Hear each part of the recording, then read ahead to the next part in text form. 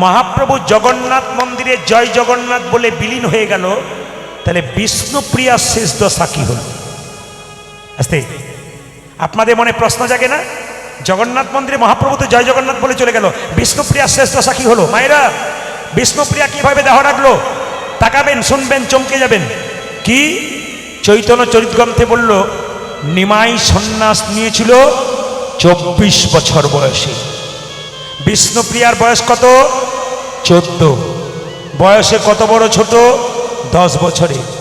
তাকাবেন, 14 বছরে যে মেয়েটা আপনার বাড়িতে আছে, হিসাব করে দেখুন সেই মেয়েটা ক্লাস 9-এ পড়ে। ঠিক না ভুল? জোরে বলুন। সেই 9-এ পড়া মেয়েটা শিখিয়ে দিল স্বামী ভক্তি কাকে বলে। পৃথিবীর ইতিহাসে বিষ্ণুপ্রিয়ার নাম স্বর্ণাক্ষরে লেখা আছে স্বামী ভক্তির জন্য। তাকাবেন মায়েরা, নিমাই যখন সন্ন্যাস নিল 24 বছর বয়সে, ওই 14 বছরে মেয়েটা কি করলো?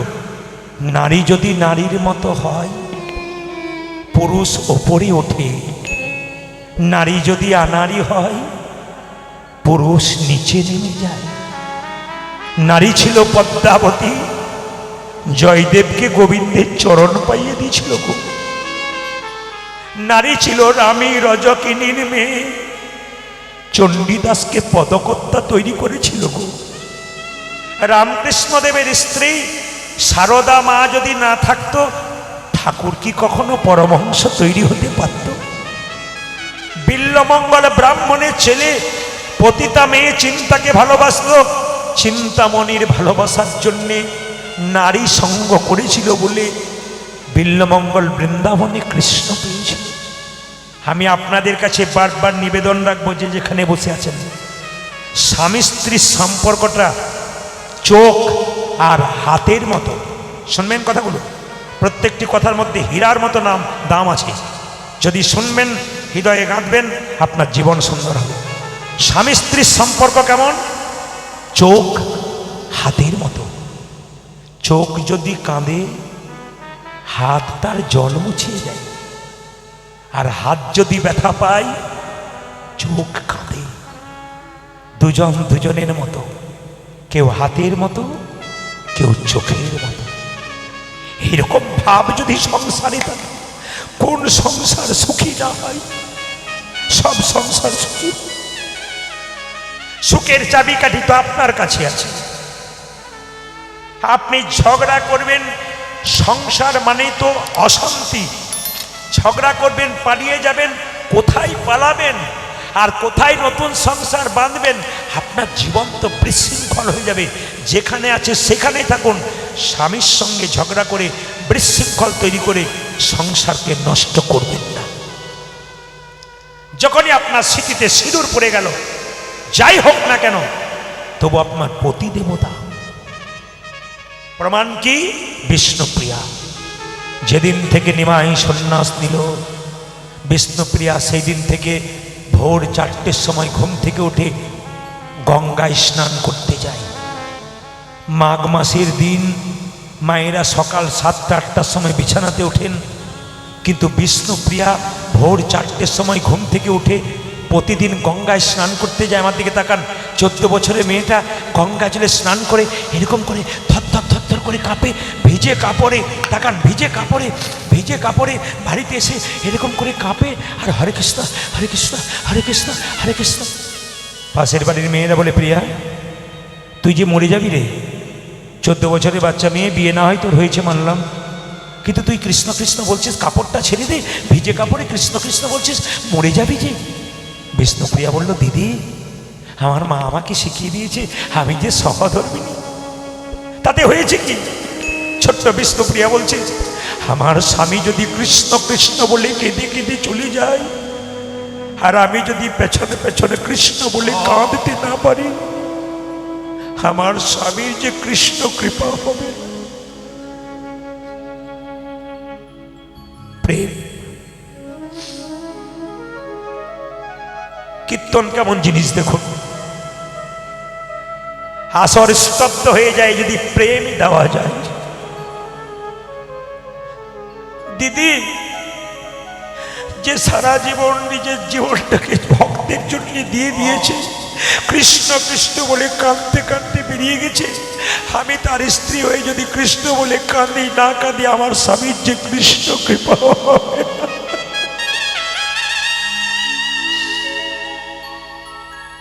তুই কিছু খাবি না?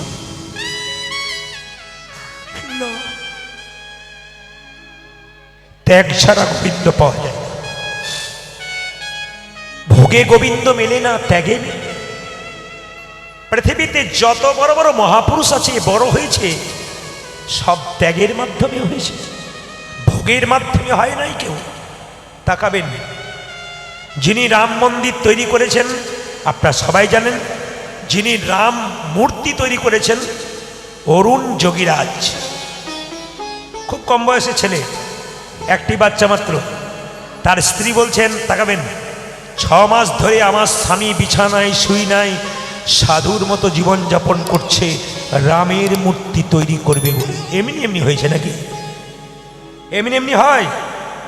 স্ত্রীর ত্যাগ দেখুন। তিনি বলছেন, আমার স্বামী 6 মাস ভাত খায় নাই, শুধু ফল খেয়েছিল, আর আমিও তার সঙ্গে ছিলাম। কেন? আমার স্বামী যে একটা ভগবানের মূর্তি তৈরি করছে, আমি যদি তার পাশে না থাকি, সাহায্য না করি, সে করবে কি করে? তার নাম হলে তো আমি তো তার পাশে থাকবো, আমিও তো কিছুটা পাবো। দেখ, কীর্তন মানুষকে এই শেখায়, এক তৈরি করো। কৃষ্ণ নাম মানুষকেই শেখায়, প্রেম জাগাও। কৃষ্ণ নাম এটাই শেখাই, ভগবানের প্রতি নিজের মন প্রাণ সঁপে দাও। সবাই তাকাবেন আমার দিকে। বিষ্ণুপ্রিয়াকে জিজ্ঞেস করছে, প্রিয়া তুই কিছু খাবি না? 14 বছরের মেয়েটা বলছে, না। একবারও খাবি না? একবার খাই। আপনারা দিনের মাথায় 3 বার 4 বার খান, কিন্তু বিষ্ণুপ্রিয়া দিনের মাথায় একবার খাই। তা আবার কেমন করে খাই শুনলে চমকে যাবেন। সকাল থেকে হরিনাম করে তো, একটা করে ধান নাই, ধানটাকে ঘুটে হরে কৃষ্ণ হরে কৃষ্ণ হরে কৃষ্ণ চালটা বের করে, আবার হরে কৃষ্ণ হরে কৃষ্ণ হরে কৃষ্ণ চাল বের করে, সকাল থেকে সন্ধে পর্যন্ত যতবার হরিনাম করে ধান ঘুটে ঘুটে চাল বের করে, সন্ধ্যাবেলায় গঙ্গা থেকে জল এনে সেই চালটাকে সেদ্ধ করে একবার খায়। তিনি বিষ্ণুপ্রিয়া মা। এমনি কি বিষ্ণুপ্রিয়া, এমনি কি পৃথিবীর ইতিহাসে তার নাম রইল? এমনি কি জগতের মানুষ বিষ্ণুপ্রিয়াকে মা বলে ডাকলো? সে তো মা হতে পারেনি, তবে মা বলা হলো কেন? সে যে জগতের মা, কর্ম ভালো, জগতের মা হয়ে গেল। তাকান, নিমাই সন্ন্যাসের পরে একবার অদ্বৈতের বাড়িতে এলো। নিত্যানন্দ জিজ্ঞেস করলো, নিমাই বাড়ি ফিরে চল না। কেন? তোর মা যে পাগলিনী, স্ত্রীও তদ্রূপ, একই অবস্থা দুজনের, একবার চল। যাব না, আমি যাব না। কেন যাবি না তুই? দাদা, যে একবার সন্ন্যাস নেয় তার নারী মুখ দেখতে নাই, স্ত্রীর মুখ দেখতে নাই। যদি আমার মায়ের আমাকে দেখার ইচ্ছা হয়, মাকে পাঠিয়ে দাও। নবদ্বীপে নরনারী যদি দেখার ইচ্ছা হয়, তাকে পাঠিয়ে দাও, কিন্তু আমি যাব না। যাবি না? না। নিত্যানন্দ ছুটে এসে সচী মাতাকে বলল, মা তোমার নিমাই এসেছে। মা তোমার নিমাই এসেছে। ওগো মা তোমার নিমাই এসেছে। তোমার নিমাই এসেছে। বলুন তো মায়েরা, এতজন এখানে মা হয়েছেন, আপনার ছেলে বড় হয়ে যদি বাইরে থেকে 5 বছর পর আসে, মায়ের মন কেমন হয় ছেলেকে দেখবার জন্য? পাগল হয়ে যায়। যদি স্ত্রী থাকে, 5 বছর পর স্বামী বহু দূর থেকে আসে, পাগল হয়ে যায় দেখবার জন্যে। সচিমাতাকে নিত্যানন্দ বলেছে, তোমার নিমাই এসেছে অদ্বৈতের বাড়িতে। সঙ্গে সঙ্গে সচিমাতা বলছে, এ প্রিয়া, প্রিয়া কি ভালো করে সেজে নে, ভালো করে সেজে নে, ভালো করে সেজে নে। কেন, কি হলো? আমার নিমাই এসছে, দেখতে যাবি না? হ্যাঁ হ্যাঁ আমি যাবো, আমি যাবো, আমি যাবো, আমি যাবো। নিত্যানন্দ এসে বলল, মা সচিমাতা সবাই, নিমাই সবাইকে যেতে বলেছে, একজনকে বাদ দিয়ে। বলুন তো কাকে? বিষ্ণুপ্রিয়াকে। সচিমাতা বলল, কাকে? নবদ্বীপে নরনারী সবাই নিমাইকে দেখতে যাবে, একজন যেন না যায়, বিষ্ণুপ্রিয়া। বিষ্ণুপ্রিয়া যাই না শুনেছে আমাকে ডাকে নাই, অমনি কাঁদে নাই, চুপচাপ বসে বসে ভাবছে ঠিক আছে তুমি আমায় ডাকলে না, আমি যাব না। তাকান, কত দামি দামি কথা, চৈতন্য চরিত গ্রন্থ খুব দামি দামি, মন দিয়ে শুনলে প্রেম জাগবে, দেখবেন কি জিনিস আছে, কি তত্ত্ব আছে, কি অমৃতের মতো কথা আছে বলতে। নবদ্বীপের মেয়েরা নিমাই দেখতে যাচ্ছে, সচিমাতা যাচ্ছে, বিষ্ণুপ্রিয়া পাগলিনী হয়ে আছাড় খেয়ে কামছে। মেয়েরা মেয়েদের শত্রু, একটু সুযোগ পেলে কাটা ঘায়ে নুনের ছিটা দিতে দেরি করে না। নবদ্বীপের মেয়েরা নিমাই দেখতে যাচ্ছে, সচিব বিষ্ণুপ্রিয়াকে দেখে বলছে, এ প্রিয়া, এ প্রভু সবাইকে ডাকলো আর তোকে ডাকলো না, কাটা ঘায়ে নুনের ছিটা। এ প্রিয়া, প্রভু সবাইকে ডাকলো তোকে ডাকলো না, তোর মতো ভাগ্যহীনা আছে কজনা।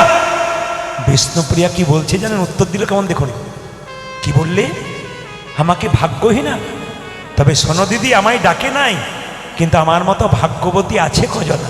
বলে কেন, যাকে দেখবার জন্য হাজার হাজার মানুষ চলে যায় সে তো হাজার হাজার মানুষের নয়, সে তো আমার মানুষ। আমার মানুষকে দেখবার জন্য যদি হাজার হাজার মানুষ চলে যায়, তবে আমার মতো ভাগ্যবতী কজন। যাকে দেখবার জন্য হাজার হাজার মানুষ চলে যায়, যাকে দেখিবার জন্য হাজারে হাজারে মানুষই চলে যায়, সে তো হাজারে হাজারে মানুষের মানুষের সে তো আমার মানুষ, সে তো আমার মানুষ। আমার মানুষকে দেখবার জন্য যদি হাজার হাজার মানুষ চলে যায়, আমার মতো ভাগ্যবতী কজন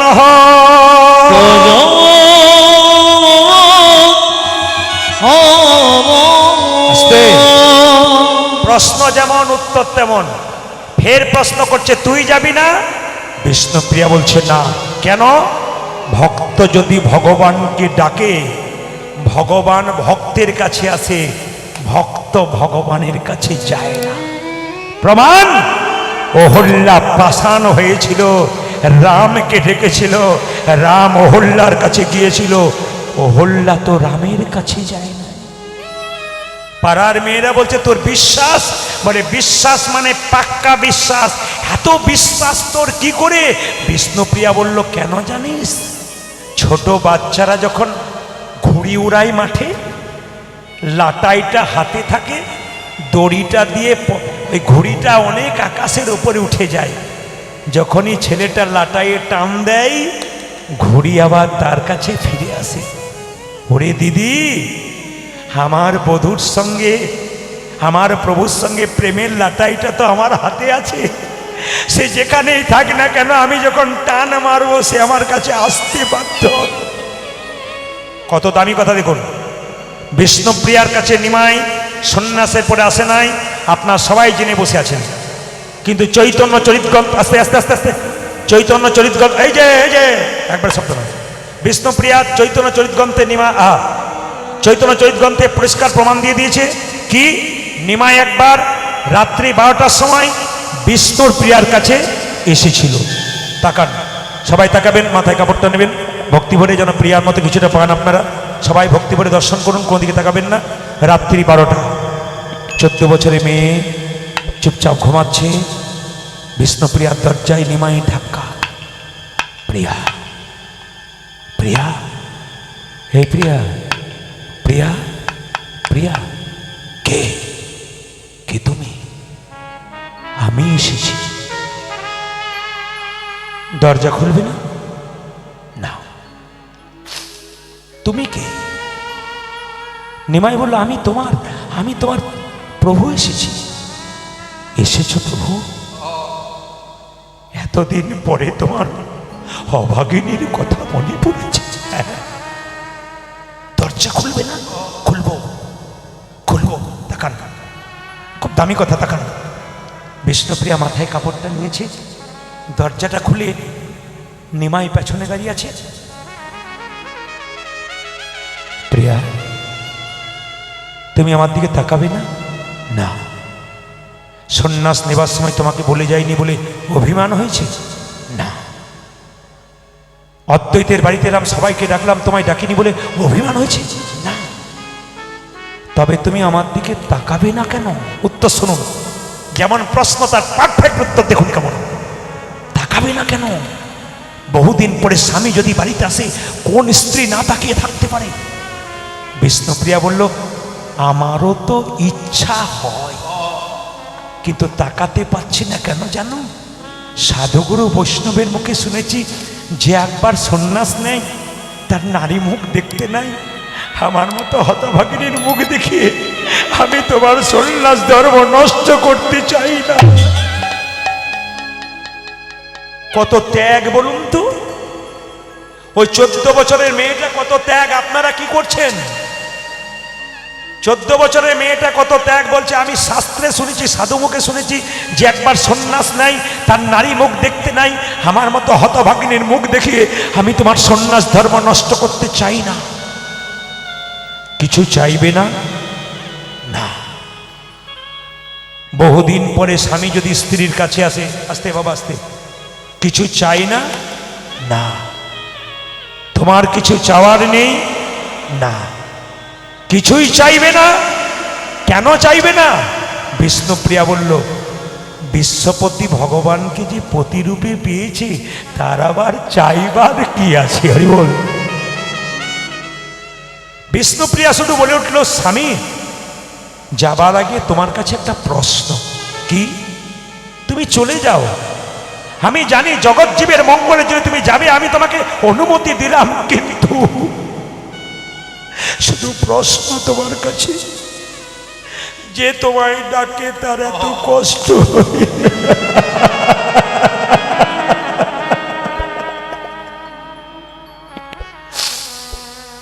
যে তোমায় ডাকে তার ঘর ফুটে জল পড়ে কেন?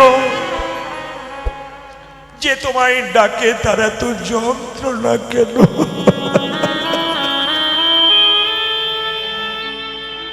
নিমাই চুপ করে গেল। কেঁদো না প্রিয়া,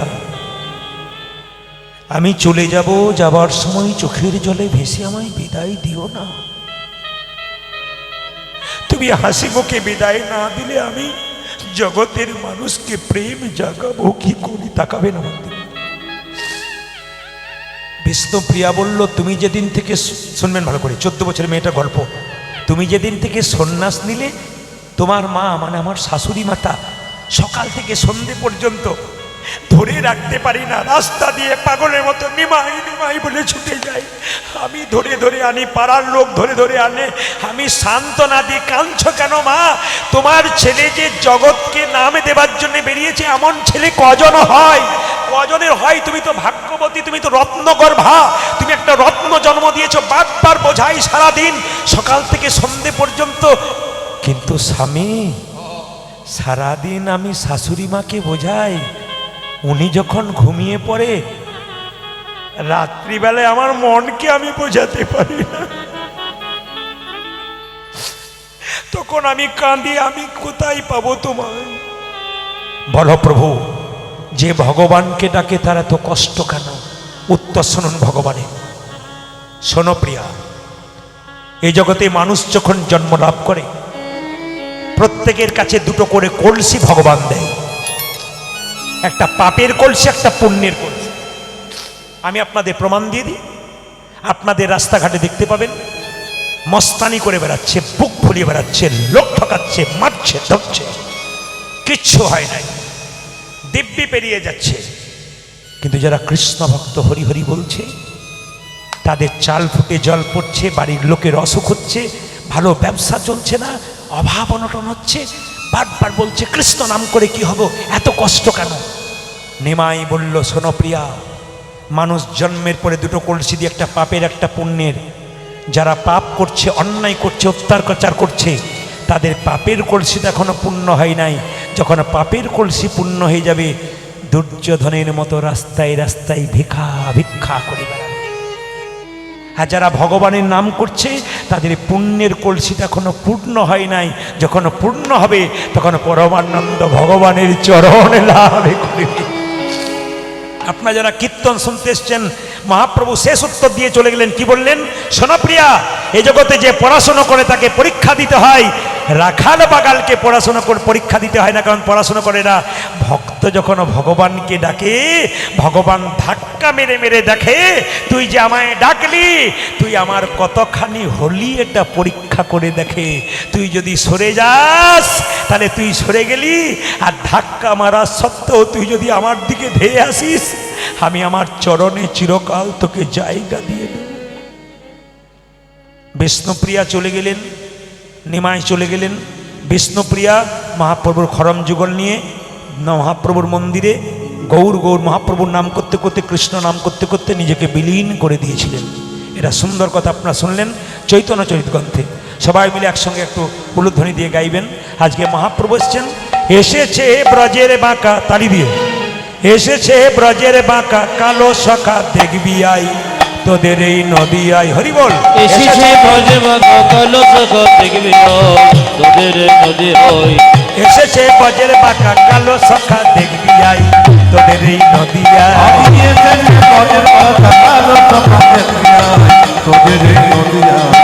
এসেছে ব্রজের বাঁকা কালো সখা দেখবি আই তোদের এই নদী আই। এসেছে ব্রজে বাঁকা কালো সখা দেখবি আই তোদের এই নদী আই। রং ফিরেছে ঢং ফিরেছে তারে এখন চেনা দেয়। রং ফিরেছে ঢং ফিরেছে তারে এখন চেনা দেয়। রংটা কেমন ছিল কৃষ্ণের? কালো। চৈতন্য চরিতামৃতে বলছে আকাশে মেয়ে গেলে বৃষ্টি হয় না, সেই যে কালো, ওইরকম কৃষ্ণের গায়ের রং। রংটা কালো ছিল, হলো কেমন? গৌর। রং ফিরেছে, ঢংটা কেমন? এরকম ছিল, হলো কেমন? এরকম। রং ফিরেছে ঢং ফিরেছে তারে এখন চেনা দেয়। রং ফিরেছে ঢং ফিরেছে তারে এখন চেনা দেয়। রং ফিরেছে ঢং ফিরেছে তারে এখন চেনা দেয়। তোদের এই নদী আই। এসেছে ব্রজে বাঁকা কালো সখা দেখবি আই তোদের এই নদী আই। এসেছে ব্রজের বাঁকা কালো সখা দেখবি আই তোদের এই নদী আই। এখন তো গৌর হয়েছে, এখন কালো বরণ নাই, এখন কালো বরণ নাই, এখন কালো বরণ নাই। নাগরী রে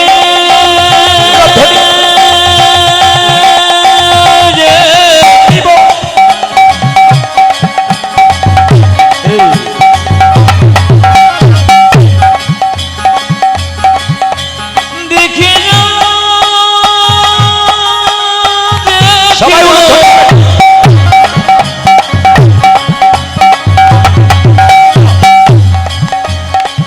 ও নাগরী রে নাগরী বল।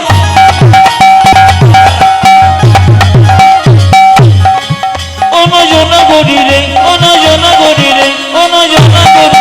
এখন কালো বরণ কালো বরণ নাই, এখন কালো বরণ নাই, কালো বরণ নাই। এখন কালো বরণ রায় অঙ্গে রঙ্গ দিয়া গৌর হলো তাই। দেখো রায় অঙ্গে রঙ্গ দিয়া গৌর হলো তাই। রায় অঙ্গে, আহা রায় অঙ্গে, ওই দেখো রায় অঙ্গে রঙ্গ দিয়া গৌর হলো তাই। উজানি রায়ঙ্গে, আমি রায়ঙ্গে, আজ রায়ঙ্গে, এখন তো এখন তারে যাই না দেন, এখন তারে যায় না যেন। এখন তারে যাই না দেন। এখন তাদের চাই না চেনা বড় বিষম রাই আমাদের নদী হলো ধনী। এসেছে ব্রজে বাঁকা কালো সখা দেখবি আই আমাদের নদী আই। আমি এসেছে বাজার টাকা কালো সখা দেখবি আই হ্যাঁ, এটা আমি দেখতে চাই। যেমন বাচ্চা উঠে নাচছে, এ সব আসলে কিন্তু বাচ্চা উঠে নাচে, ওর বাবা বলে না, মা বলে না। কেন বলে না? পূর্বজন্মের স্বীকৃতি। এগুলো শেখাতে হয় না। অনেক বাচ্চা দেখবে উঠে দিব্যি নাচে, কেন? পূর্বজন্মের স্বীকৃতি। বাঁশি কোথায় গেল?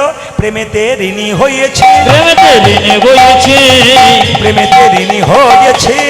প্রেমেতে দিদি হয়েছে হাতের বাঁশি কেড়ে নিয়ে বিদায় দিয়েছে। ওগো হাতে বাঁশি, আহা মোহর বাঁশি, আহা হাতে বাঁশি কেড়ে নিয়ে বিদায় দিয়েছে।